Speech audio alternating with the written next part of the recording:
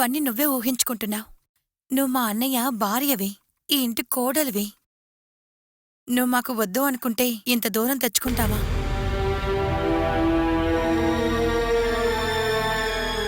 నీ నుంచి దూరంగా కాదు, నీతో కలిసి ఉండాలనే మా కోరిక.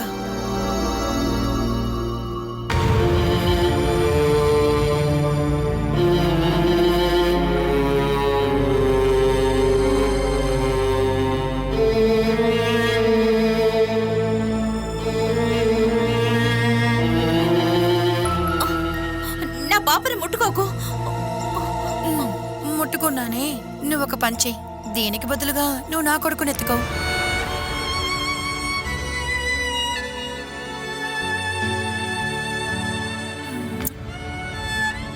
నా పాపనివ్వు. ఇవ్వమంటున్నానా? కుదరదు అంటే ఈ రూమ్ నుంచి బయటికి వెళ్ళిపోమని లాలి. లాలి చెప్పదు, నువ్వు చెప్పు.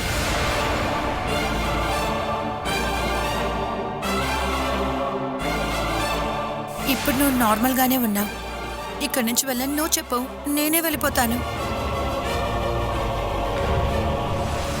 నిన్ను ఇంట్లోకి చేయబట్టి తీసుకొచ్చింది నేనే. ఇప్పుడు నేనే ఇక్కడి నుంచి వెళ్ళిపోవాలా? అంత శత్రువుగా మారిపోవడానికి నేను నిన్ను అసలు ఏం చేశాను? నేను మళ్ళీ వస్తాను, నీ పాపం చూడ్డానికి, బుజ్జగిస్తాను, నీతో మాట్లాడతాను.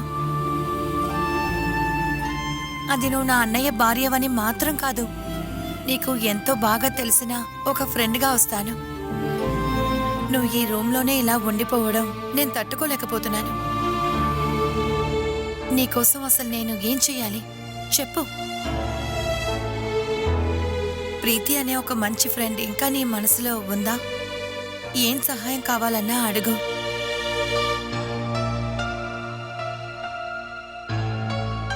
నేను నీ శత్రువుని కాదు, ఒక ఫ్రెండ్.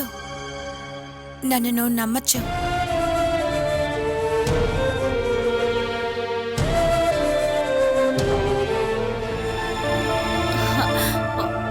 మీ కాల్ చూడగానే నేను బయటకు వచ్చేసాను. ఎంత మెల్లగా మాట్లాడినా రూమ్లో కూర్చొని మాట్లాడితే అందరికీ వినపడుతోంది. వినిపిస్తే ఏంటి, నేనేగా ఫోన్ చేశాను. అదే కదా సమస్య. ఇష్టం పెరిగేటప్పుడు మీరు ఏదైనా చెప్పేస్తే. నీకక్కడ సమస్య ఏం లేదుగా? ఉందా అని అడిగితే పెళ్లి చేసి పంపించాక భర్త దగ్గర కోపగించుకొని పుట్టింటికి వచ్చి ఉన్న ఒక చిన్న ఇబ్బంది ఉంది. అదంతా వెంటనే సరి చేసుకుందాం. సరిచేద్దామని ఊరికి అంటే మాత్రం సరిపోదు, త్వరలోనే సరిచేయాలి. శుక్రవారం ఇక్కడ సెలవిస్తారు. సరే, ప్రశాంతంగా నీతో మాట్లాడదాం అనుకుంటే ఇలా మాట్లాడుతున్నాం. మీకు నా కష్టం తెలుసుకోవక్కర్లేదు. ఫోన్లే ఊరికే సరిచేద్దామని చెప్పినంత మాత్రాన్న ఏదీ సరికాదు. అది నాకు తెలుసు. నేను ఇక్కడ ఉన్నప్పటికీ ఏదైనా ప్రాబ్లం వస్తే సాయం చేయడానికి ఫ్రెండ్స్ అక్కడ ఉన్నారు. అలాగే ఇంకో విషయం అడుగుదామని నీకు ఫోన్ చేశాను. బాలాని చూడ్డానికి వెళ్ళావా? ఇక్కడి నుంచి ఎవరు వెళ్ళారు? వెళ్ళలేదా? హరి ఖచ్చితంగా చెప్పారు ఇక్కడి నుంచి వెళ్లాలని. నేనెంతగానో చెప్పాను, కానీ అత్తయ్యకి మావయ్యకి మీ తమ్ముడికి అసలు ఇష్టమే లేదు. ఫోన్ ఒకసారి నాన్నకివ్వు. మావయ్య ఉదయమే బయటికి వెళ్ళిపోయారు. మరమ్మా? అత్తయ్య ఉన్నారు, ఇస్తాను.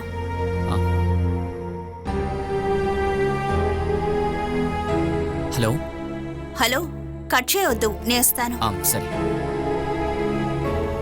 అత్తయ్య, ఇదిగోండి అత్తయ్య, హరి మాట్లాడండి. అమ్మా. బాబు హరి, బావున్నావా నాన్న? చూడమ్మా, నేను బాగుంటే ఏంటి, బాగోపోతే ఏంటి, అక్కడ ఎవరు ఎందుకు బాలాని బిడ్డని చూడ్డానికి వెళ్ళలేదు? అది నాన్నగారు అజయ్ ఒప్పుకోవట్లేదురా. నాన్న అజయ్ అక్కర్లేదు, సమాచారం తెలియగానే నువ్వైనా కనీసం వెళ్ళాలి కదా. ఒకసారి వెళ్ళినప్పుడు ఏం జరిగిందో నీకు తెలుసు కదా. ఇదంతా అసలు న్యాయం కాదమ్మా. డెలివరీ డేటు తెలిసి పెట్టుకుని తనతో పాటు నువ్వు కూడా ఉండాలి కదా. తను ఉండనివ్వదు కదమ్మా. ఇదంతా ఏదో చెప్పాలి కదా అని చెప్తున్నావు నువ్వు. నీకు తనని కలవడం ఇష్టం లేదని చెప్పమ్మా.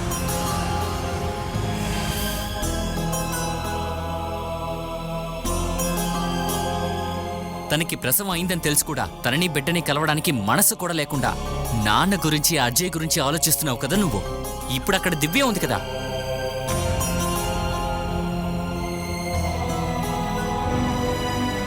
తనకో మాట చెప్పుంటే మీతో వచ్చి ఉండేది.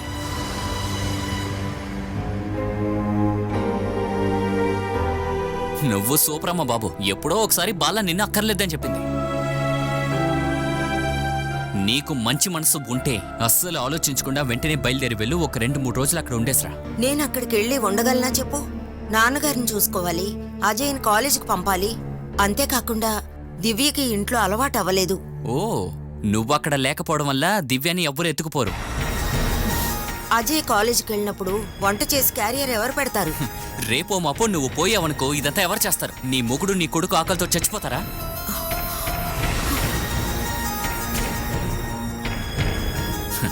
అక్కడికి వెళ్లకుండా ఉండడానికి సాకు. నేను చెప్పాల్సిందంతా చెప్పాను. నీకు ఇష్టం లేకపోతే వెళ్ళకు. మీ అందరికీ దన్నం. హరి, అది హరి కట్ చేసేశారు. మీరు బాధపడకండి అత్తయ్య, ఏదో కోపంలోనే అలా చెప్పుంటారు. మళ్ళీ కాల్ చేస్తే నేను చెప్తానులేండి. ఉమ్?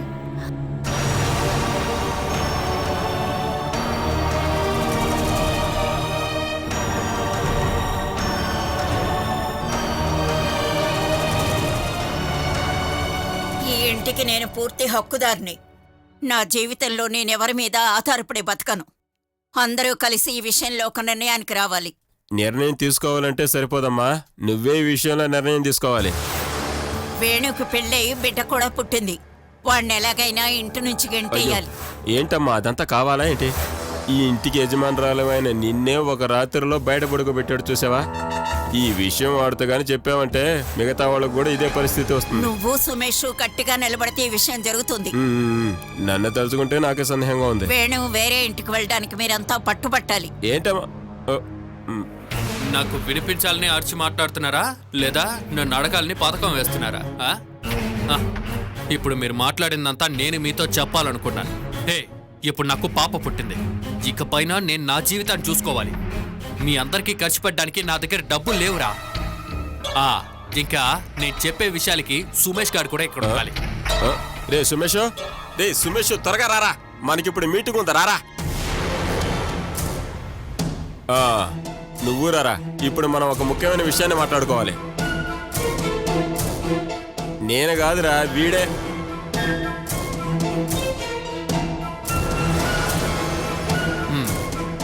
ఇంకా మన అందరం కలిసి ఉండి ఏ ప్రయోజనం లేదు. అందరికీ షేర్లు సరిగ్గా పంచుకోవాలి. అయితే లోను విషయం అది కూడా 3గా డివైడ్ చేయాలి. నేనైతే ఈ లోన్లు ఇవి కట్టలేను. అలా చెప్తే ఎలాగా? ఈక్వల్ షేర్ అని చెప్తే లోన్ కూడా ఈక్వల్ గానే డివైడ్ చేయాలి కదా. అది ఇంకా నాకు భారంగా అవుతుంది. ఒక విషయం చేద్దాం. బ్యాంక్ లోన్ లో మాత్రం అన్నయ్య చేర్చుకో. కానీ స్థలం దానికి తగ్గట్టే దొరుకుతుంది. అదంతా సమస్య లేదు. నాకు ఇల్లు కట్టుకోవడానికి 10 సెంట్లు కావాలి, అలాగే అమ్ముకోవడానికి 20 సెంట్లు కావాలి. ఇంకొక విషయం, నేను అన్నయ్య పెళ్లి చేసుకున్నప్పుడు వచ్చిన కట్నాలు అది ఏ ఇంటి ఖర్చు కోసం మేమిద్దరం అమ్మేశాం.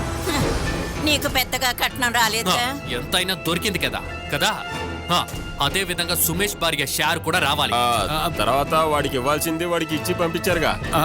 వేనన్నా, మళ్ళీ వాళ్ళ ఇంటికి వెళ్ళానంటే నన్ను చంపి పారేస్తారు. రే, అంత భయం వేస్తే మేము కూడా వస్తాం. దానికి అవసరమే లేదనుకో. అయితే తన షేర్ ని నువ్వు తీసుకురావాలి. నేను ప్రాణాలతో ఉన్నంత వరకు ఈ ఇల్లు వేరు చేయడానికి వీల్లేదు. లోన్ తీయడం కోసం ఈ ఇల్లు మిగతావన్నీ వీడి పేర్లే ఉందని ఒక విల్ పత్రం మీరు రెడీ చేశారు కదా, అది చింపి పారేసి కొత్తగా ఒకటి రెడీ చేయాలి. ఇంకా ఇల్లు పంచుకోవడం అంతా అమ్మ పోయింది. నాకు అమ్ముకోవడానికి 15 సెంట్లు ఇచ్చారంటే చాలా బాగుంటుంది. ఈ ఇల్లు అమ్ముకొని బతకాలని ఎవరు కల్లో కూడా ఆశపడకండి. విల్ పత్రం రాయడానికి మీరు సిద్ధమా? చూద్దాంలే. చూస్తే సరిపోదు, రాయాలి. రాస్తాను. సుమేష్, ఏం చేసినా పర్వాలేదు, విల్ పత్రం రాయడానికి ముందు ఆశా శారీ ఇంటికి రావాలి. ఇక వాడి భార్య షేర్ అడగడానికి వెళ్ళి వాళ్ళిద్దరూ హాస్పిటల్లో చేరారన్న వార్తే మనం వింటాం. వాడు వెళ్ళి ముందు అడగని. లేదు, వాడు చేసేది చూస్తుంటే చివరికి అదే జరుగుతుందని నాకు అనిపిస్తుంది. వాడు కాదు, వాళ్ళు ఆశా వాళ్ళ అమ్మా నాన్న ఏది చేయటానికైనా సిద్ధంగా ఉన్నవాళ్ళరా వాళ్ళు. వాడికి ఏమైనా అయిపోయిందంటే ఆ తర్వాత షేర్ అడిగేది మనకిద్దరమే. మనమా? మనకిద్దరమే.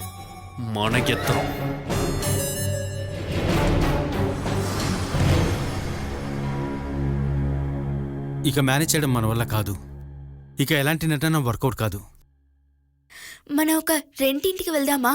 ఆ పని చేస్తే మనం శత్రువులు అవుతాం. అది మాత్రమే కాదు, అమ్మను నిర్బంధించి వీరునామా పత్రాలు రెడీ చేయించాలనుకుంటున్నాడు వేణన్న. ఈ టైంలో మనం ఇక్కడి నుంచి వెళ్ళిపోయామంటే ఈ ఇంటి మీద ఎలాంటి ఆస్తి హక్కు ఉందని మళ్ళీ తిరిగి రాలేం. ఈ ఇల్లు మీ పేరు మీదే ఉందని నాకు అప్పుడే చెప్పారు కదండి, ఏమైంది ఇప్పుడు? అదంతా మార్చి రాయబోతున్నారు. వేణునకు భయపడి అమ్మ కూడా అన్నిటికీ ఒప్పుకుంది. ఇక పైన అతయ్యని యూజ్ చేసి బెదిరించి ఆస్తి అంతా ఆయన పేరు మీద రాపించుకుంటే? అలా జరగకుండా ఉండాలంటే వీరునామాని వెంటనే రెడీ చేయించాలి. అబ్బో, అలా జరగాలంటే నీ షేర్ తీసుకురమ్మని ఖచ్చితంగా చెప్పాడు వేణన్న. అంతగా కావాలనుకుంటే వెళ్ళి తీసుకొనివ్వండి. ఇక్కడి నుంచి ఎవరిని తీసుకువెళ్ళాం. మనం ఇప్పటి వరకు అక్కడికి వెళ్లేదని అందరికీ తెలిసిపోతుంది. లేకపోతే కూడా సతీష్ బాబు చెప్పేస్తారు. 500, 1000 అడిగినప్పుడల్లా ఇవ్వడం వల్ల అలాంటి పనులేవి చేయలే. అయితే ఇక పైన నాటకాలు ఆడకుండా మా ఇంటికి వెళ్ళి షార్ అడుగుదాం. ఇంటికి వెళ్దామా? దీనికి ఒక నిర్ణయం కావాలంటే అదే సొల్యూషన్. నేనిప్పుడు నీ ఇంటికి వచ్చాననుకో, మనం నీ ఇంట్లో ఆడిన నాటకం నిజమైపోతుంది. చెయ్యి మాత్రమే కాదు, కాలు కూడా విరగొడతారు. అయితే మీరే ఒక దారి చెప్పండి. నేను ఒక మార్గం చెప్తాను. ఇది తప్ప మనకు ఇప్పుడు వేరే మార్గం లేదు. నువ్వు కుదరదని మాత్రం చెప్పకు. మీరు చెప్పండి. నువ్వు ఒంటరిగా ఇంటికి వెళ్ళి షేర్ అడగాలి.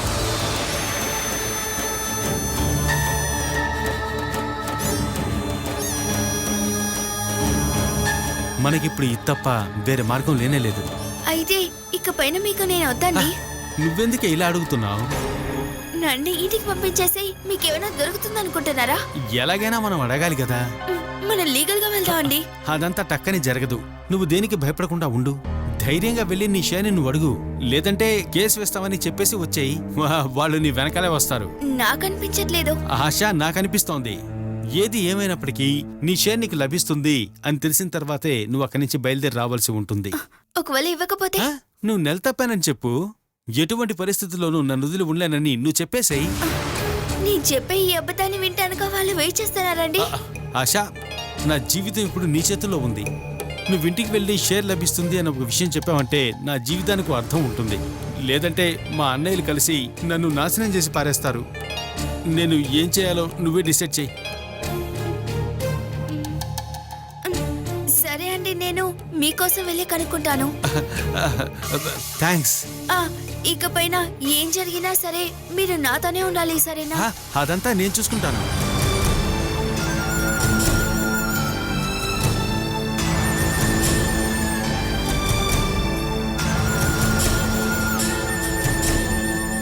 బంగారం, బయట ఆస్తుల గురించి మాట్లాడుకుంటున్నారు. నాకున్న ఆస్తి నువ్వే కదా.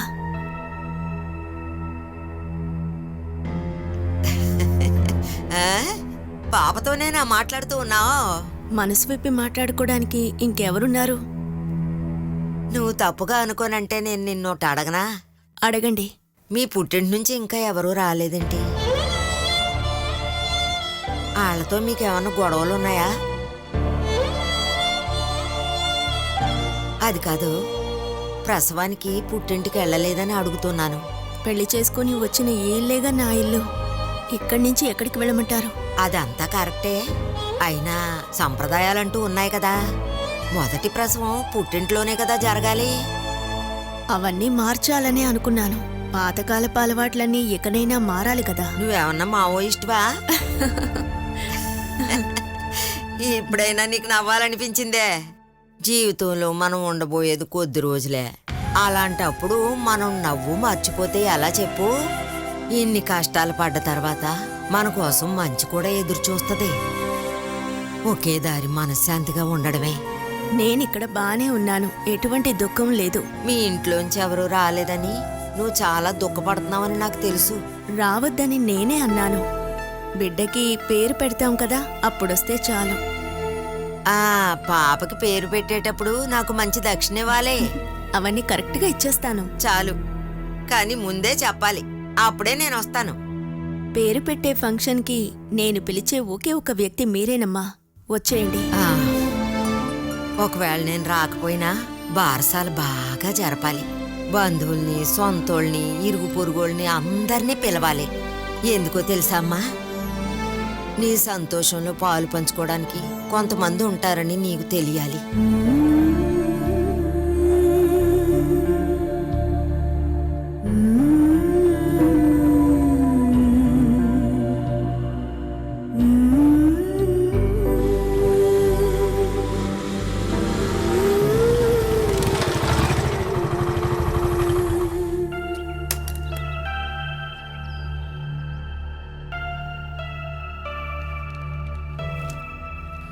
నాన్నెక్కడమ్మా?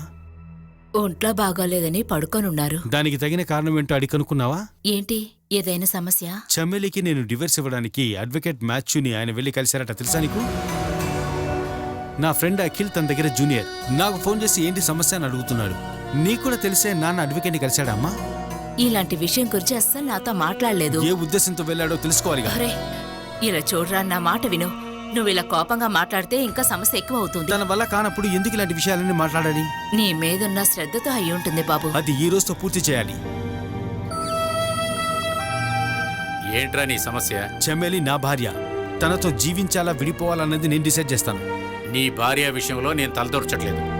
నా కొడుకు జీవితంలో వాడి జీవితాన్ని నాశనం చేస్తున్న ఒక అమ్మాయి ఎలా వదిలించుకోవాలని చిన్నగా ఆలోచించాను. సొంత బిడ్డ జీవితాన్ని నాశనం చేసినప్పుడు తన భార్య ఒక మెంటల్ పేషెంట్ అని అందరికీ చెప్పినప్పుడు మీకు ప్రశాంతంగా ఉంటుందా నాన్న? తను నీ జీవితంలోంచి వెళితేనేరా నాకు మనశ్శాంతి ఉంటుంది. దానికి ఎటువంటి మార్గాన్ని వెతకొద్దు అని చెప్పడానికే ఇప్పుడు మీ ముందు నేనున్నాను. నన్ను చెమ్మెలిని మా పాటికి మమ్మల్ని వదిలేయండి. నీకు తండ్రి అనే స్థానంతో నాకు చాలా బాధ్యతలున్నాయి. ఇక నా విషయంలో అది చూపించడానికి మీరు ప్రయత్నించకండి. ప్రయత్నించారో ఊరుకునేది లేదు.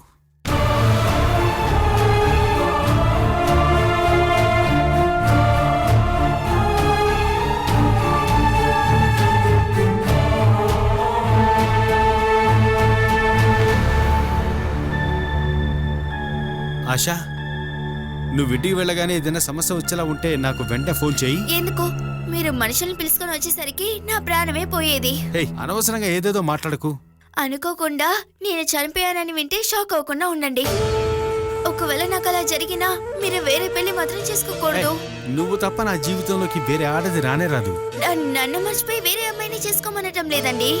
ఇలాంటి ఒక ఇంట్లో వేరే ఒక అమ్మాయి వచ్చి ఇక్కడ కష్టపడద్దని అంటున్నాను. అమ్మొస్తుంది. నువ్వు రెడీ ఎక్కడికి వెళ్తున్నావు? నీకు తెలీదమ్మా, ఆశ తన షేర్ని అడగడానికి తన ఇంటికి వెళ్తోంది. ఒంటరిగానా? ఒంటరిగా వెళ్ళడమే సేఫ్. నన్ను చూస్తేనే తన కడుపు మండుతుంది. నువ్వు ఆరోగ్యంగా ఉండడానికి అదేం మంచిదిరా నాయనా. ఇలా చూడు, నువ్వు మీ ఇంటికెళ్ళి లెక్కలు బాగా చూసి వాటా తీసుకురా. ముందు నేను ఇంటి దాకా వెళ్తాను, ఆ తర్వాత నేను లెక్కలు చెప్తానులే అండి. పైసా కట్నం లేకుండా చేతులు ఊపుకుంటూ వచ్చిన కోడలివి. అందరూ నీ మాట వినేలా చేసి నా తర్వాత ఈ ఇంటి బాధ్యత తీసుకొని ఏలవలసిన మహారాణివి నువ్వు. అందుకు ముందుగా అందరికంటే నీదే పై చెయ్యని వాళ్ళకి అర్థమయ్యేలా చెయ్యాలి నువ్వు. అదేదో తొందరగా నిర్ణయించుకునిరా. నువ్వు భయపడకాశ, డబ్బుంటేనే పరువు మర్యాద అన్నీ ఉంటాయి. మీరు ప్రేమించింది నన్నా లేకపోతే ఆస్తినా? రెండును. నువ్వు లేకుండా జీవించడం నా వల్ల కాదు, డబ్బు లేకుండా మనిద్దరం జీవించలేం. రెండు నాకు చాలా ముఖ్యం కదా.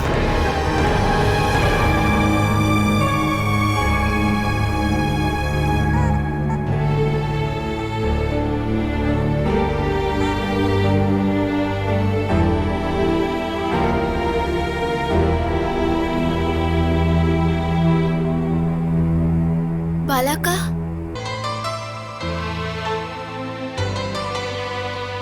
ఎక్కడికైనా వెళ్ళొస్తున్నావా లేక బయలుదేరావా? వెళ్తున్నాను. పాప ఇంకా పడుకోలేదా? లేదు, ఇప్పుడే పడుకోబెట్టాను. బిడ్డకి 2 నిమిషాలుంటే చాలు నిద్రపై లేస్తుంది. ఎక్కడికి బయలుదేరావు? సుమేష్ రాలేదా? నేను మాత్రం వెళ్తున్నాను. ఆయనకి రావడానికి భయంగా ఉందంట. రమ్మని నేను కంపల్ చేయలేదు. వెళ్తే నేను తిరిగి వస్తానని నాకు నమ్మకం లేదు. ఎందుకనే? ఎక్కడికి వెళుతున్నావు? మా ఇంటికి వెళ్తున్నానక్క.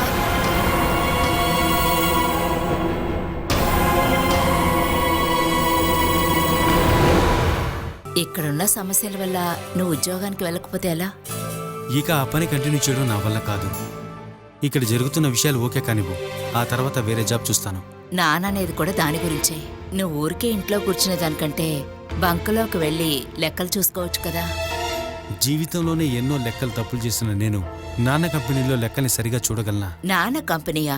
నీకు తెలుసు కదమ్మా, నాకవన్నీ ఇష్టం లేదని. నా కుటుంబాన్ని నేను చేయవలసిన పని నేనే నిర్ణయించుకుంటాను.